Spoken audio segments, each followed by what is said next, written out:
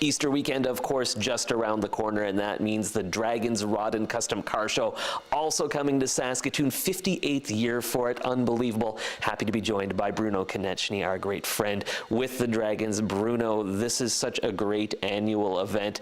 So many highlights to talk about. There's no way we can get to all of them, but there are a few things we want to highlight with this year's show, including a very special guest. Absolutely. We're delighted that Impact Diesel Performance has got Steve Darnell coming from Vegas Rat Rods. It just so happens his latest car is on the front cover of the latest Hot Rod magazine. How much better can it get? He's going to be at the show, and he's going to be wanting to walk around, talking to builders, talking to visitors, going to set up a few formal autograph signing sessions, but he wants to find out what the rodding scene is like in Saskatoon, and we're really excited about that. So how many cars are we looking at this weekend? I know this show, it seems to get bigger and better every year. What are people looking for this weekend?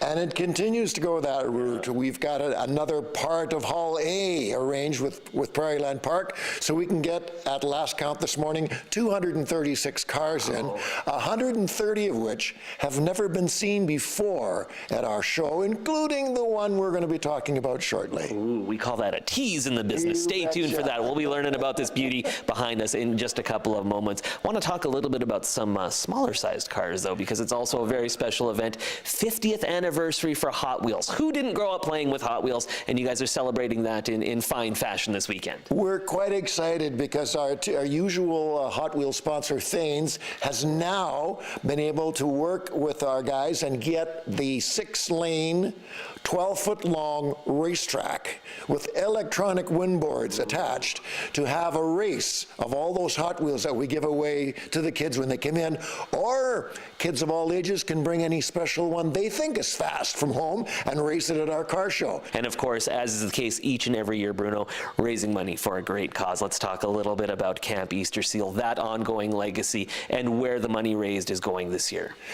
Once again, the money raised this year goes to the same place, Camp Easter Seal. Our goal to continue to make sure that Camp Easter Seal is a world-class facility for kids and children with disabilities to enjoy everything that a wonderful summer camp has to offer. And when we see the amazing impact that that has, when these kids get together with their peers and watch what happens, it's amazing. And all those smiles just keep us doing more of it. And over the past number of decades, I think we're up around $1.75 million that we've given to camp. So our goal is to keep it as a world-class facility. That's absolutely outstanding, and of course the best way to support Camp Easter Seal and the great work done by the Dragons Club, to come on out to the car show coming up Friday and Saturday, Prairieland Park. Absolutely. The doors open at 10 and they close at 10 each day. All right, let's learn a little bit more about one of the fine cars that's going to be on display. And now very happy to be joined by Keith Fitzgerald, the man behind this beautiful machine behind us. Keith, tell us about this vehicle that's been such a labor of love for you. Well, this is a 1960 Chev Biscayne, which started its life as a 4-door car and has now become a 2-door car. Wow, that's really cool. And we spent the last 8 years putting this together. It never started out as that big of a project, but just kind of grew, and this is what we're looking at now today. So can you give us an idea of what this car looked like when you acquired it 8 years ago, or when you started working on it 8 years ago? Was it in pretty rough shape? Well, it was a vehicle that we bought out of a field. We had to get a flat deck trailer to haul it back here.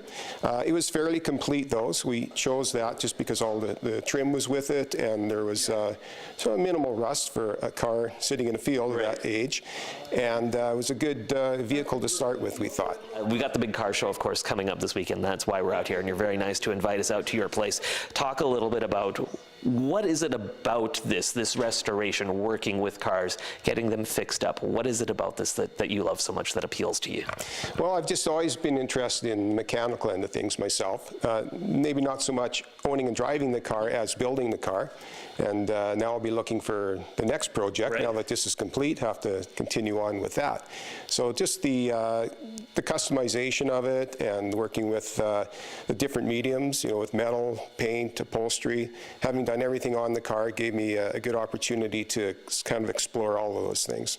And it's probably pretty fun to be an exhibitor out at the Draggins Car Show, because not only do people come and look at your car, you get to see all those other cars out there. You must be looking forward to the weekend from that angle as well. Well, absolutely. Everybody's got a story, it seems. Everybody you meet either had that car or knew somebody that had that car, or their parents had that car.